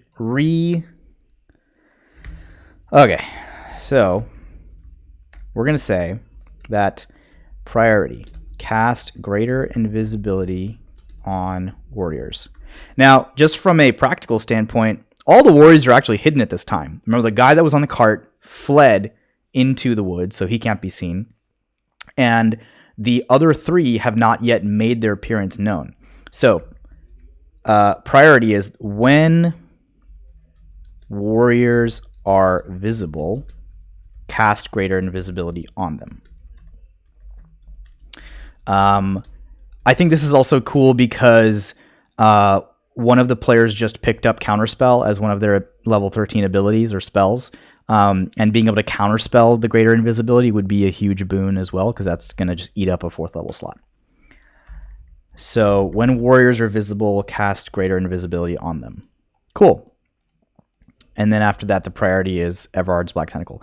In fact, I think you could view all these tactics as sort of a progression, which is why I'll switch it to a numbered list, because every time they go, I should just look down this list, scan it very quickly, and see what is the most appropriate thing to cast, what priority items are applicable right now, and if they're not, just move to the next one, and then quickly go 1, 2, 3, 4, 5. Okay, cool. That we're now very quickly making sure that these enemies are, operating the way that they would if they were physical thinking beings that could strategize. All right, the last one is Cloud Kill. I don't know what this does, but it sounds fucking dangerous. So let's look it up. Cloud Kill. It's also concentration. Why are all this guy's spells concentration? Swear to God. Okay, so 120-foot range, but it's only a 20-foot sphere. That's not great. It's pretty small. It'd be so easy to move out of this thing. You create a 20-foot radius sphere of poisonous yellow-green fog. It spreads around corners. It lasts for the duration or until a strong wind. The area is heavily obscured. That's notable because that means that anything inside this fog could not be targeted by a spell, because you can't see stuff that's in a heavily obscured area. It's like thick, dense, opaque fog. When a creature enters a spell for the area for the first time or starts its turn there, con save. If you fail, 5d8 poison. That's okay. Creatures are affected even if they hold their breath. The fog moves 10 feet away from you at the start of your turn, rolling along the ground. Oh, so it actually expands? Or is it like it's like not clear. Is this like a ring? 10 feet away from you means that, like, it doesn't seem to be clear from the wording of the spell if it's just expanding that radius. I don't think it would be, because a 20-foot radius is very fixed to me. It doesn't say 20-foot radius that can get bigger. But 10 feet away from you. Oh, you know what? It's just talking about the sphere overall. So I guess depending on the direction of the wind, perhaps, or maybe it's up to the caster, the whole sphere will just move 10 feet away. I think that makes sense, especially because earlier in the spell they said that a strong wind can disperse it, so that, to me, it makes sense that a light wind would at least be able to move around. That's kind of cool. I don't know if, again, this is something that the caster can control, but at least it gives the spell a little bit of mobility. The problem with this spell is that 20-foot radius is pretty small. I mean, it's 40 feet across, and players can move in whatever direction that they want. So to me, this kind of spell is super useful in a confined space where it's difficult to get out of the way of the poison. But, I mean, this is a 5th level spell slot, and if the Drow Mage uses it, the players are just going to move out of the way. They're in an open plain. Essentially, there's a road, there's a bunch of snow, it's flat ground, and there's a bunch of trees. There's nothing stopping them from just moving out of this, which means they take 5d8 on a failed save, or half is more likely, and then they're out of it.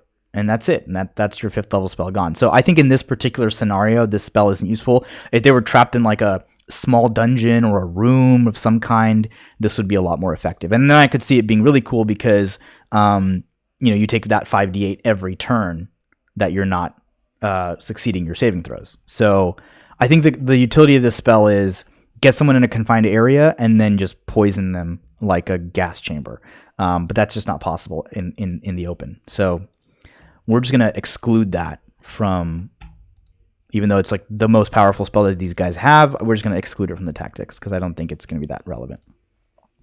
So that's cool because it leaves 2 5th level slots available for us to up level some of the other spells we talked about earlier. They can up level fly to include other people. They can up level greater invisibility once, which I think greater invisibility allows you to up level, and by up level I just mean take a higher level slot and use it to cast a lower level spell, which generally results in some additional benefits. So I think with greater invisibility, it's just you get one more creature. Oh, it's not like regular invisibility. You can only... Oh, and it's touch. That's important to note. I'm glad I looked this up. When warriors are visible and within touch. So this is actually a little bit of a game changer for this tactic because these folks are already spread out. Do they have a wall of fire or ice? Surround them with that first. They don't. So I've got the stat block up here. Of course, we could give it to them if that was interesting. But just looking at the monster as they come, they don't have wall of fire or ice. And that's okay. I mean, I'm not looking for an excuse to use Cloud Kill. I'm just looking for, given what the stat block is and the situation that they're in, how would these enemies be the most tactful? You know, like, or tactical is the better, not tactful. Oh, I don't want to be rude. Sorry, I'll say this no, I just mean tactical. Given what they have, how can they do something good? None of my monsters go by their original stat block. True. I'm all for modifying stat blocks. So you know what? Like, let's do it. Let's add something into the stat block. Let's see here. So what do you think is more interesting? Wall of fire. I mean, I know Wall of Fire is a spell. Wall of Ice. I don't know if that's a thing, but let's look it up. Wall of Fire comes up. We'll go with that. Wall of Fire. 4th level spell. Cool. That fits in pretty well. They are Drow. They do have web. They do. Although they don't seem to have it as an inherent spell. Their innate spellcasting doesn't include that, but I agree. Again, the stat block should not be a constraint. They do have web. We've talked about how webbing or even Evard's Black Tentacles, which is kind of like the same spell as web, but allows some damage as well. Yeah, absolutely. We can't do web and Cloud Kill at the same time because that's the problem here. Is the concentration is the problem. We've got Wall of Fire, which could rein them in, but is a concentration spell. We've got Web and Evard's Black Tentacles, which also are concentration. So they couldn't combine Cloud Kill, which is a concentration spell itself, with these other spells. So I don't know if there's a really good way to get them ringed in, but that's okay. I think that these guys have plenty of other cool things they can do, especially because they've got the melee fighters to complement them, that we don't have to try and force Cloud Kill into the fight. And I'm okay with that. Some kind of pit would make a lot of sense for sure. So I mean, the pit would be a good idea. The problem is that these guys don't control their field of battle. They are working their way up the road to deliver something to the fire giants at the end of the road. So not like they were, the players are actually there first. They set up an ambush, or tried to anyway. So if they were in Drow territory, I would totally agree. There could be pits or other things that they could use for Cloud Kill immediately. But because the Drow are also sort of in foreign territory, they don't have the advantage of terrain that they would normally have. PCs coordinate spells and attacks. Bad guys can too. Oh, 1,000,000%. In fact, that's what we're trying to do here is the other stat block we're working with in this fight is Drow Elite Warrior. And so these guys should absolutely work together. The Drow Elite Warriors have pretty decent melee attacks. And so my goal was, the synergy would be the mages try to restrain or give invisibility to the Drow Warriors, just like a party would synergize their abilities. So I think you're 100% right. The two should absolutely be working in concert. And so that's sort of what this section, Synergy Tactics, here is about, is to remind me during the session that, yes, we should be having these two guys work together. Absolutely. Change the environment to limit movement. Yeah, fuck, I wish I had thought about that beforehand. I didn't do this. The problem is that the party is already in the middle of this combat. So last night's session ended like halfway through this combat, so I can't change the environment retroactively. But I totally agree. If I had done this prep before the session, it would have made a lot of sense to give them some way of activating that cloud kill ability. So next time, though, for sure. I'm hoping that Drow, reappear in the campaign. I think certainly we can come up with another. It would actually be cool to revisit these stat blocks, maybe level them up a little bit more, and have the players go to the Drow in a scenario where the Drow can set up the terrain in a way that's advantageous for them, and sort of get the jump on the party, as opposed to what's happened now, which is the other way around, and the Drow are kind of just reacting. Mages can change the environment, stone to mud, for example. That's true. That's pretty cool. It'd be awesome if, is that stone shape, or I can't remember, but there is a spell, right, that lets them, I think just stone shape. If we gave them that, they could conceivably, create a stone pit underneath one of the players. I don't know if 5e spells. Oh, cool. What do you play? 3.5 is my best guess. Seems to be what people who are not playing 5e is a rule set. PF1. Is that Pathfinder 1? Probably. I've actually never played Pathfinder. I have heard that it's a slightly more complex game than 5th edition, so I stuck to 5th edition because I liked how accessible it was. But Pathfinder seems to have a really core following of people that love the game, which I respect, and I would love to have an ability to play a Pathfinder game once in a while. Maybe I'll DM one. I don't know, but I'd also love to just step in as a player and just sort of see what the differences are between the two rule sets and stuff. So I think Pathfinder seems like a really. I also love that Paizo, the company that makes Pathfinder, seems to have a lot of really cool ancillary products alongside just the core game itself. Like I have on my Christmas wish list one of the Paizo, what are they called? The token packs, where it's not full mini, so it's not super expensive, but they sell all these token packs that you can just buy, like little pop-up tokens that like are almost like paper cutouts that you just put into a stand, and now you've got a ton of miniatures to use on a map. That was a great idea, and I wanted to just grab it. Play first, like Pathfinder Society. Agreed. Yeah, stepping into DMing a complex system that I've never played before, probably not the best idea. PF is fairly crunchy, especially compared to 5e. Yeah, that's what I've heard.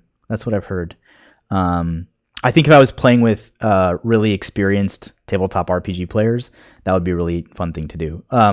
Most of my players, at least the ones in this campaign, are sort of new to the genre a little bit, and they're not like great at keeping track of a lot of things during the session and stuff. So, 5e seems to work. 5e seems to be like the limit of what they can handle in terms of complexity of rule set and stuff like that. So I won't put them in that position, but I certainly would love to play Pathfinder one of these days for sure. D&D 3.75. Yeah, and actually, I've never played D&D 3.5 either, or 4. I've heard very good things about both editions. I heard they're very different.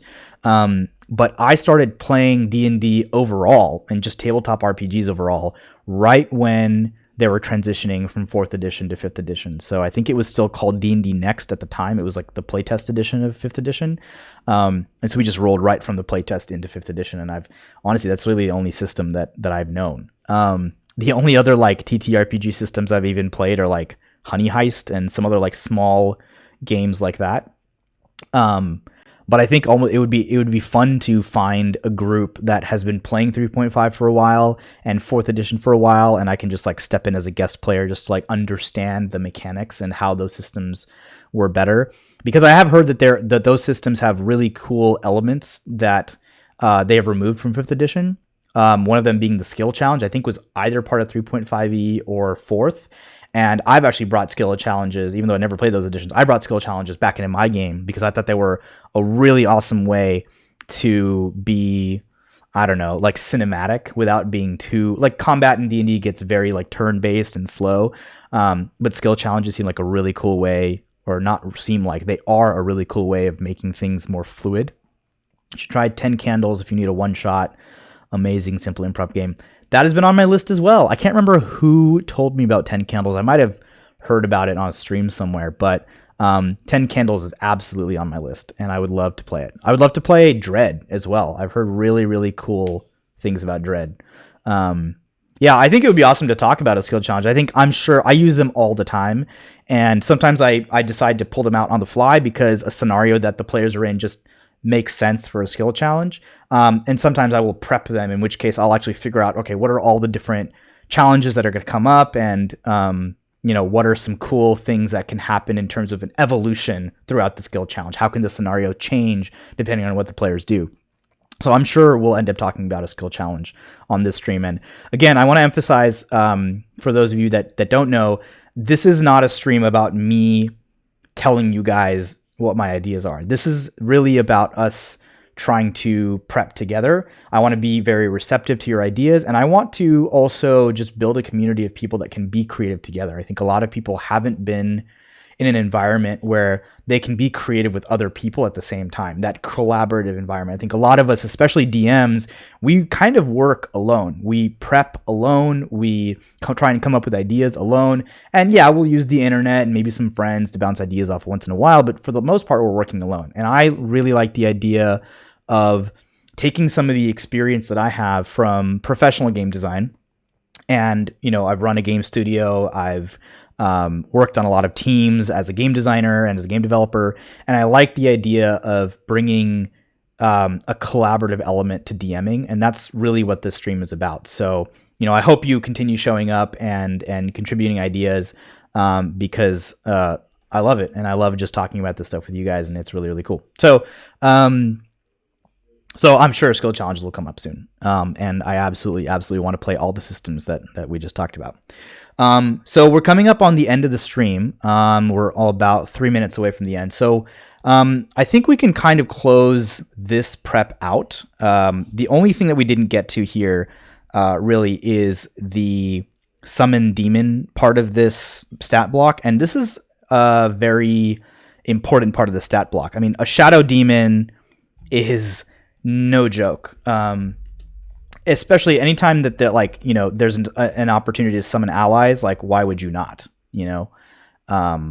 So I think these guys haven't used this yet, but this feels like a whole nother thing that we could tag onto. So quickly, I'll just run through the shadow demon part of this, which is a 50% chance of success of summoning a demon. DMs definitely need a buddy system to work out game issues. 100%. I find it way easier to be collaborative when I can talk to someone about what I'm doing than if I was just doing it by myself. So I personally love being creative with other people and find that my ideas are better and I get more things done quicker as well when someone can be a backboard. So I appreciate you being here, and let's finish this up. So 50% chance of success. Summon demon appears in an occupied space within 60 feet. Acts as an ally, can't summon other demons, range for 10 minutes. Okay, great. So it's basically just once a day, pop in a shadow demon. I really wish that I had done all this prep before, because now one of the mages is dead and we could have had 2 shadow demons, and now we can't. So that's unfortunate. But we're just going to put like another thing in the priority here, which can probably go away. I'm not even going to make it part of the list because I don't want to have to read it every time. It's just a one-off thing. But summon the demon right at the top. And if it doesn't work, then it doesn't work. It's fine.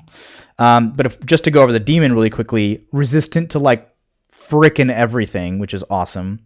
Oh, this is not the manipulatable stat block that I wanted. Let's find it here. Shadow demon. There we go. Demons. I'm just going to say it again and again until it pulls it up. Demons. Where is it? Shadow demon. There we go. So let's highlight this as well. Armor class 13. Saving throws are fine. Stealth is important. So I get the feeling that like a lot of this is going to be, cast invisibility, be really stealthy, go in and out of view, because what they don't have a lot of elevation changes but in this terrain, or restrictive, elements of their terrain, but they do have a lot of cover available in terms of the forest. So they're going to use that. They're going to use their stealth. They're going to use their darkness ability. They're going to use their greater invisibility, all that stuff. So lots of resistances, super important. Vulnerable to radiant. That's important because we have a cleric in the party. Immune to cold, lightning, and poison. Wonderful. The druid currently has a call lightning spell up. And so I would love the reaction that I'm going to get when the shadow demon is sitting right there and she calls lightning down and nothing happens. It's going to be really great. Immune to like everything as well. Love these guys. Telepathy to 120 feet.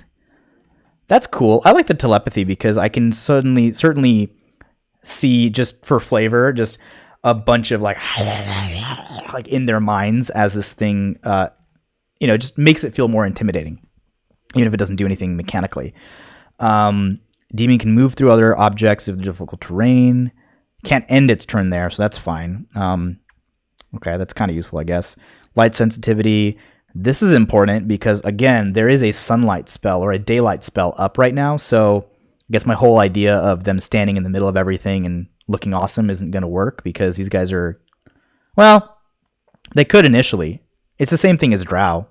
It's actually a really, really good choice for a Drow to summon. Good job, D&D designers. There's a lot of good synergy here. Not synergy, but consistency. And then while in dim light or darkness, can take the hide or bonus action. Perfect. So, they can go just out of the sunlight and they can hide, which is great. And then we're going to just do the same thing as before and highlight the quick read thing so I can access them very fast. If the demon had advantage, this is basically sneak attack. Perfect. God, now I just want them to have invisibility on these guys too, but they don't need it. I mean, these guys can become ethereal, move through other things, hide even when they're in dim light because they're basically made out of shadow. So we're going to reserve the invisibility for the warriors, and we're going to allow these guys to just keep hiding. And every time that they get a sneak attack on someone, boom, 46 extra damage, which is awesome. So cool. I think we can just quickly write down a tactic for the shadow demons if they get summoned, which is just hide and sneak attack over and over again, which is great. Also, just for flavor, whisper creepy abyssal into the players' heads. Dope. Also, make a show of being immune to lightning because fun. Okay, so I think that's mostly it. I just want to quickly look at the elite warriors and make sure we didn't miss any obvious tactical things there. I think as we were talking about the mages, we sort of figured out what the tactics for the whole fight were going to be in general, which is to say that the mages are going to cast some things like Rite of Invisibility, and the elite warriors are just going to take advantage of that. We already know that they're going to, we talked about some of this. We, used Fairy Fire to get advantage, if not invisible, if not already have it. So if they're restrained already because the mages are, because they're invisible, they don't need it and they don't need to waste action on it. So let's rephrase that too. If don't have advantage already, use Fairy Fire. Because again, we talked about it before, but it's basically like a +5, effectively, if you look at the math. And then I think the other thing is just like use that +10 stealth. Use great stealth to hide and move around to hide. Especially if they're invisible, which makes it even easier. So +10 with advantage because they're invisible. These guys are stealthy as hell, which is awesome. Also, use hand crossbow to knock people unconscious, which is fucking awesome. Just because if we can take out some of the players, that'll give these guys a huge advantage as well. I can spell. I can't spell while I'm talking, though. There we go. If I just stop talking for a second, my brain starts working again. Especially with advantage on attacks, which is great. I don't. I was gonna say we could write the parry thing, but we already did that earlier on our combat sheet. So I think that's it. I think that's good. That feels like a really well prepared fight. I feel like they are going to work together in a way that allows them to feel intelligent and tactical, and will probably pull some really good thinking and out of the players, as well as force them to use some of the abilities that they have. So that's what we want. We want them to feel powerful. We want them to feel like challenged. We want them to feel like they can use the things at their disposal and that they have to. And hopefully it's just going to be a really engaging, fun fight. So that's it for this fight, and that's for this prep session on Tuesday at 6 o'clock PST. We'll do another prep session on stream, and we'll talk about, after this fight, what comes next and where are they going to go and what can we do to prepare for that. So that'll be really exciting. I think that'll be a little bit more narrative, a little bit more focused on the larger map of the world. So if you want to come do some world building with me, I think we'll probably do more of that on that stream. So 6 p.m. on Tuesday. Thank you guys so much for tuning in. Remember, go and read the ethos at the bottom of this stream just so you can really understand why I'm streaming and what this is about and what I'm interested in doing with the stream. Follow if you can, and otherwise I will see you next time on the stream. Thank you so much for watching, and take it easy. How do I stop this? I don't know what I'm doing, guys.